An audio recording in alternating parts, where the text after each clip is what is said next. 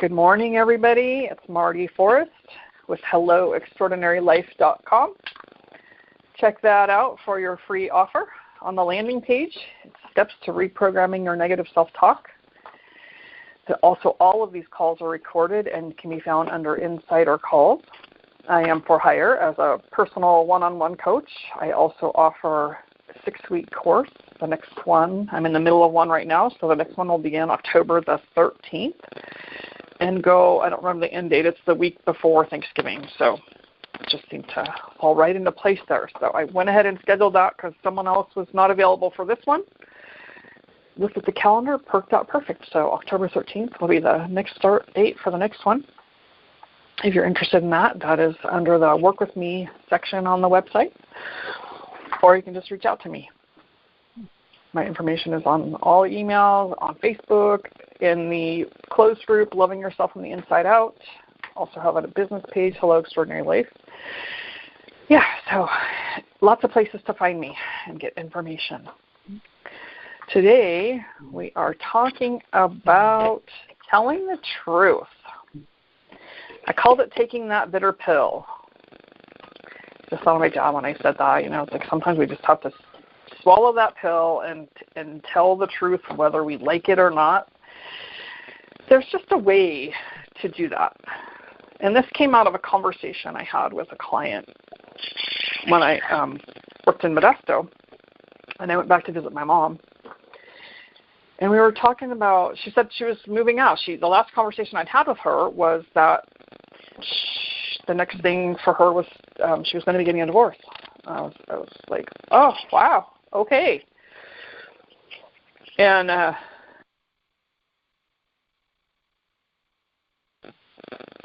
muted you. I could hear background noise.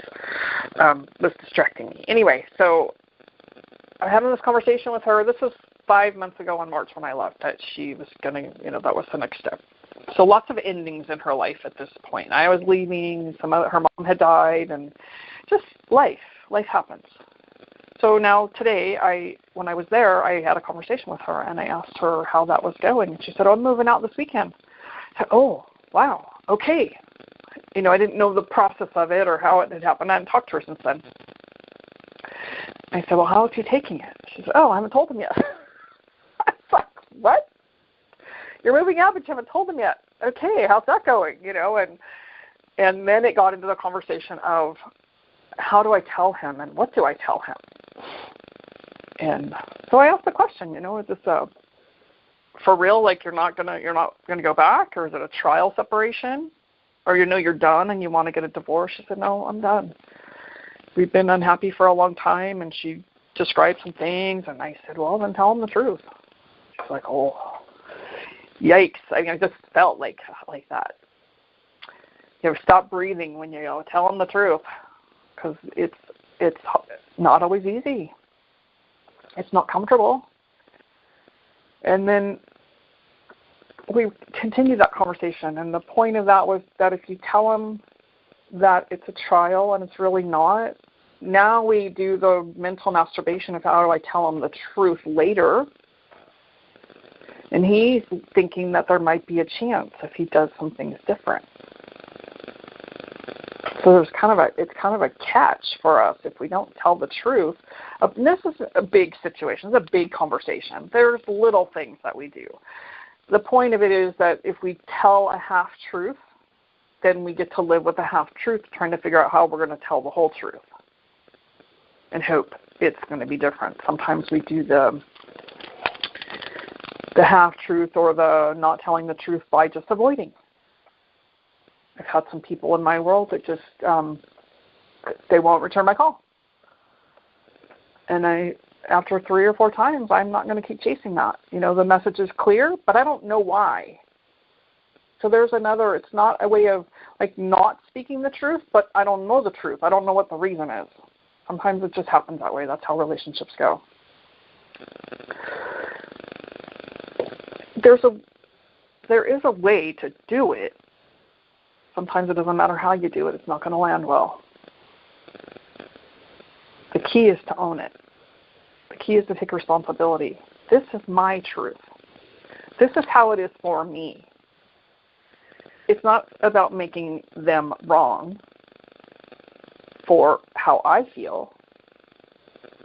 It's about me being responsible for how I feel or how something is happening for me.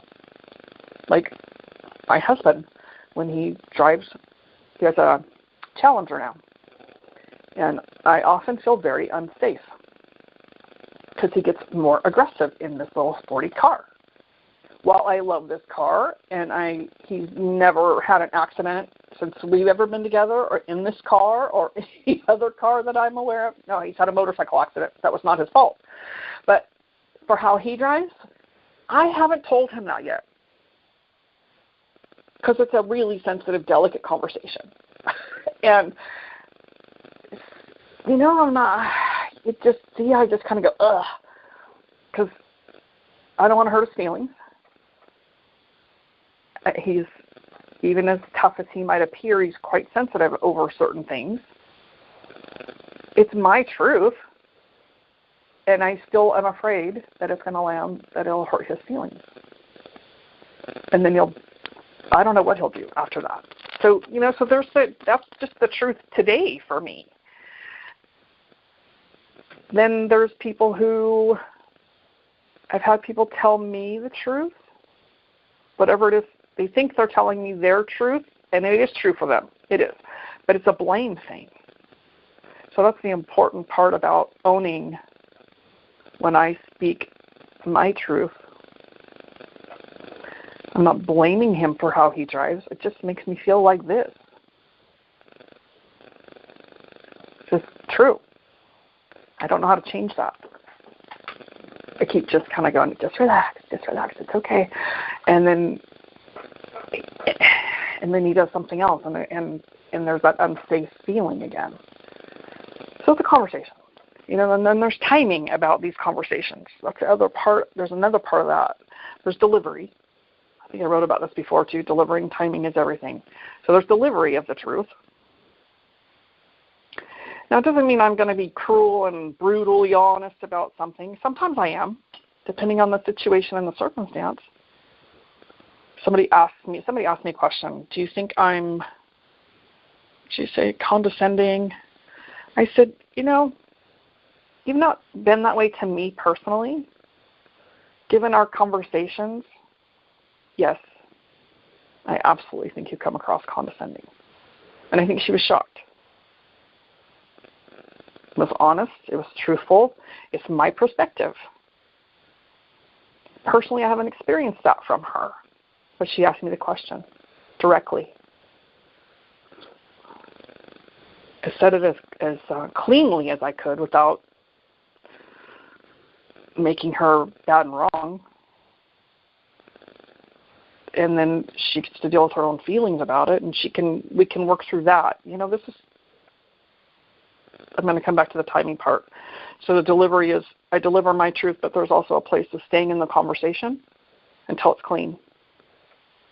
And it doesn't mean that I'm going to walk away or you're going to walk away being friends with that person, but we're clean in the conversation. And we can walk away with a clear conscience that we've said what we needed to say, and we can move on either in or out of the relationship. Just true fact. Some relationships don't carry on when things like that happen. And then there's the timing of things. Sometimes I try to force things.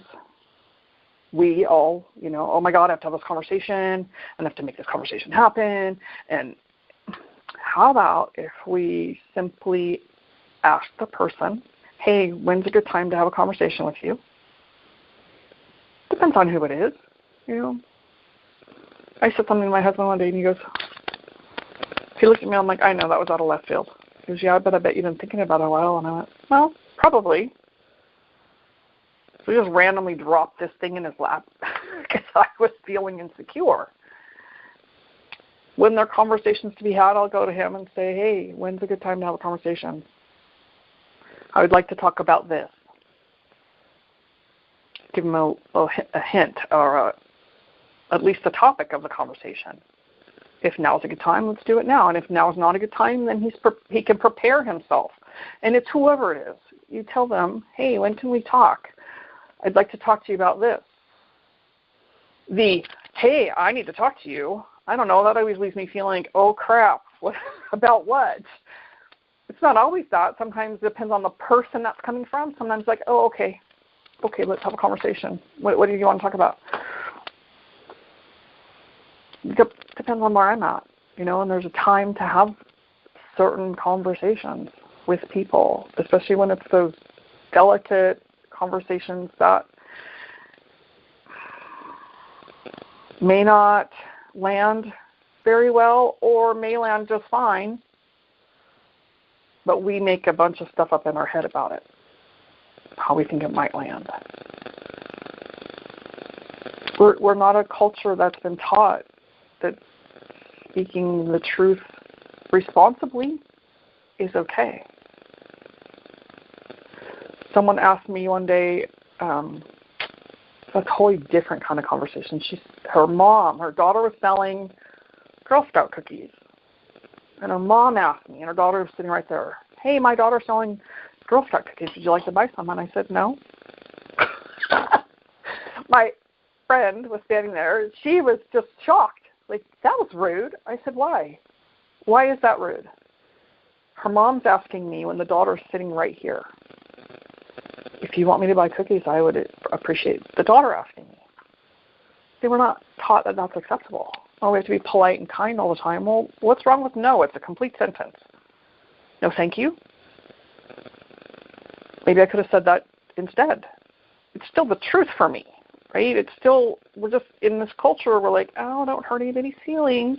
We have to pussyfoot around everybody. And I think one of you brought it up, Tigger, I think you brought it up about some people aren't ready for it. And that's okay too. If they're not ready, they're not going to hear it. They're not going to hear it. Or they may not hear it the way you intended it. Then it's a choice. Do I stay in the conversation until they get it? Or do I just simply say, well, this is the truth for me, and move on? Because I had a conversation with a owner of the salon many years ago. He said something in front of some clients to me that was, I felt out of line. That was a conversation that could have been had in private.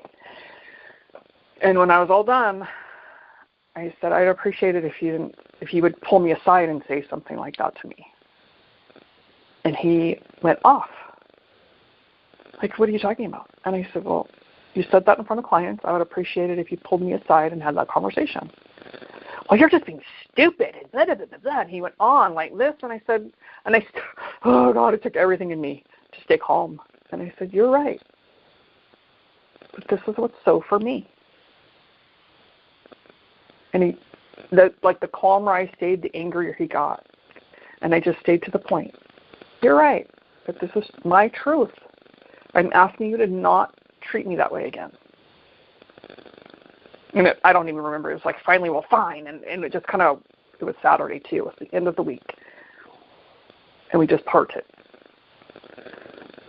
He didn't like it. He couldn't really hear it because he immediately became defensive. I just stayed to my point instead of getting caught up in the emotion of it.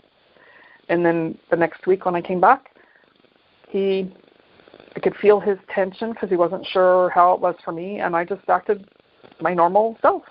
Went on about life. I had my conversation with you, and you didn't like it, and that's okay. And I still know him. I just went to his 70th birthday last month.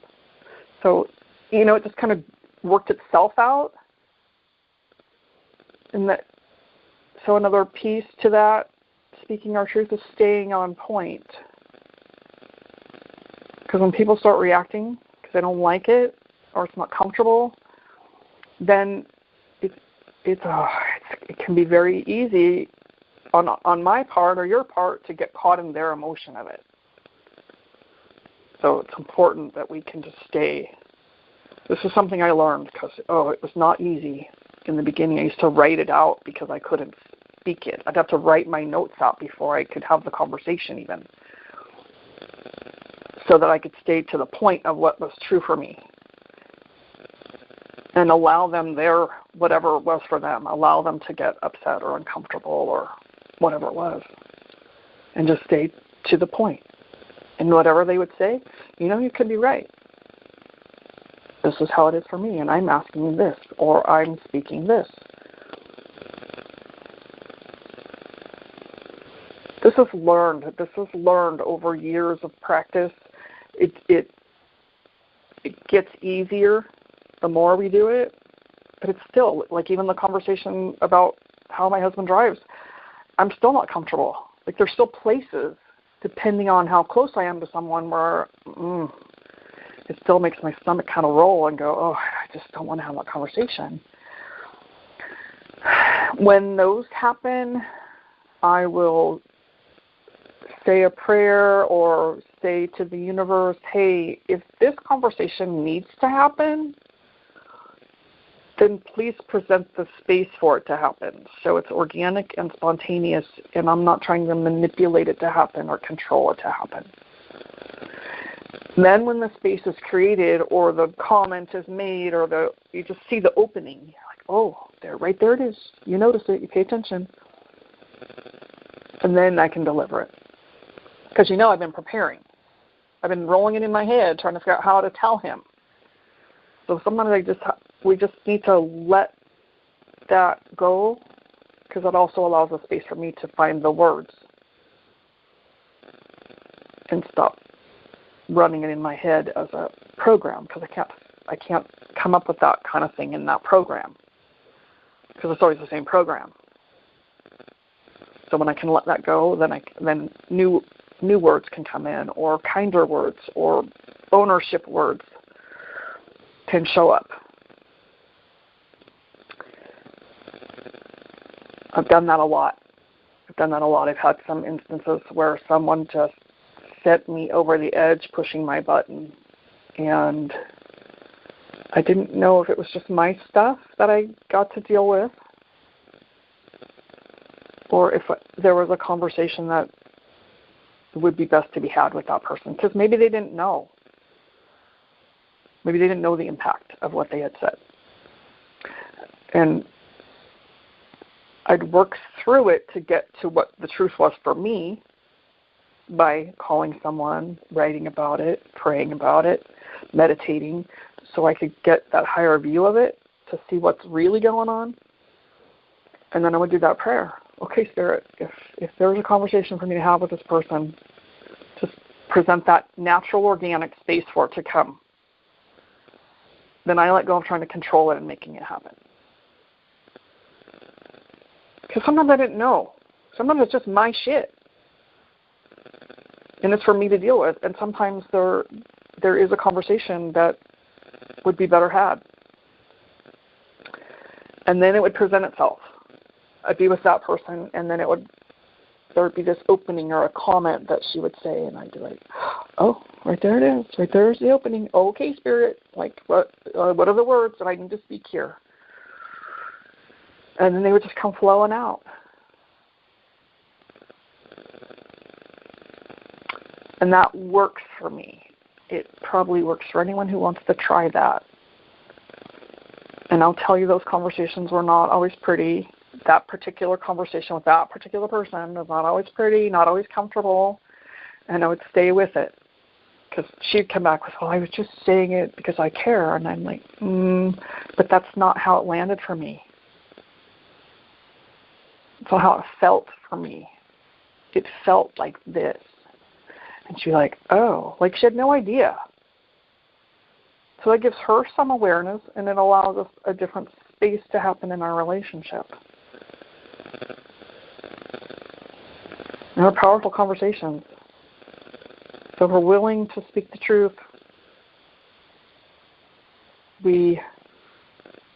what's the word I want to use? We might want to be willing, we might consider being willing to stay in the conversation until it's clean. I don't know how it's going to land for someone else. Just be willing to continue having that conversation and staying to your own point. So it doesn't become emotional charge and messy place like that, because then we start slinging. So one of us must stay on point. And since you're the one doing that, you're the one listening to this, it's our responsibility. I think I have more to say, but I'm going to stop there because I'm looking. And ask you what you have about that. What did you get about that? Any aha moments? I think for me, Tigger, for me, when you said that your boss had, or whoever it was, the gentleman had gotten angry, for me, when I get angry at you, when you say something to me, it's usually because you're right. I'm humiliated. I'm embarrassed. And I've been caught being bad. Something I've learned with my help of my friend is that it's not about good and bad. It's not about right and wrong. It's just about, not generic. Anyway, events that are not, when you take all the emotion out of what you're talking about, then, for instance, I have a sister bigger than me. I have an inheritance about to come. In my opinion, it's way a lot of money, but she wants me to loan it to her, quote unquote, for 3 months while her divorce settlement comes through. I have had one conversation with her already expressing that I do not want to do that. I'm not comfortable with that. And I was quite shocked that what she came back with was completely non-emotional, wonderful. She said, you shouldn't do anything you don't feel comfortable with. I could pay, right. but it was followed with, but we can discuss it. You don't part of the house, But basically, you can do what you need to, but you're going to do what I want you to. And yesterday I received a text message from her when I told her I said I bet the house is coming along, going to turn out really beautiful. She's basically changed everything she pulled out every single piece of flooring to the concrete, and every single piece of wall to the studs, and started over. And that's great. I think that's wonderful if that's what you want to do with your life and your money. That's not my money. I don't want to own part of that house. I can't own part of that house and continue with my disability money. Even if the money to me is a lot of money, it's like $25,000 to $50,000, somewhere between those two numbers. That's a lot to me. But I get about $12,000 a year to live off of on disability, and so I could only live 2 years on that. And the problem is, I have enormous medical bills from all my health problems, and I have to see the doctor every single month. I have to be in Roseville to see doctors for machines that are inside of my body and issues that are inherited and remnants of chemo. And the point is, I do not, and I will not do anything to lose that insurance for the health. And I don't think I can loan the inheritance out. I don't know. I have to have a conversation with her, though. And because she came back calm and collected and talking with you today, I'm thinking I'm doing what you said, where you go over it in your mind. I'm sorry, I did that while you were talking. I tried desperately hard to focus on everything you said. It's okay. So she responded differently. Now you get to stick to your point when you tell her no. Yes, and maybe I'll tell her yes because something changed. She sent me a package in the mail, and in that package was an envelope of all the letters I've sent to my dad that she's come across so far. I'm ashamed to say there were very few. One of those letters, though, was the letter I sent out to everyone I owed money to years ago when I filed bankruptcy. And on that letter, when I read it, don't you know, she loaned me $100, and I was so cheesy, I bankrupted out, and I included it in my bankruptcy settlement. So there's a new conversation going over in my head for the last 2 weeks because the situation, because my information has changed. I'm the one who wants to loan you money because, So another conversation in the making. Yes. Yes, and work with friends first. Before I go to her, I need to talk to trusted advisors about, is it okay to give her half of my inheritance if we can do it legally and no one gets in trouble? Is it acceptable for me to legally do that with her and give her half of it? And then if she doesn't pay me back, well, it's on me. But I really feel differently about it now. I have dementia issues. I didn't have the information, even though you would think I would have that info. So maybe the person you're talking to doesn't have information that you have, even though you were both there, because they just forgot it. Possibly, yep. All right, I want to give Serena an opportunity if she has anything she wants to share. Hello. I was taking some notes and, just trying to apply everything to my life currently instead of thinking of stuff that's already in the past. I think it's interesting that we don't want to hurt other people's feelings, but yet we're okay sacrificing our own feelings. Yes, exactly. And so I'd like to turn that around and, and realize that my feelings are important. And I think I'm pretty gentle with delivery when people ask me. I mean, if you ask me a question, I'm going to be honest. And my thing is, if you don't want to hear it, don't ask me. So, that's right. That's true. But I think part of it is, our fear is how people are going to respond. And,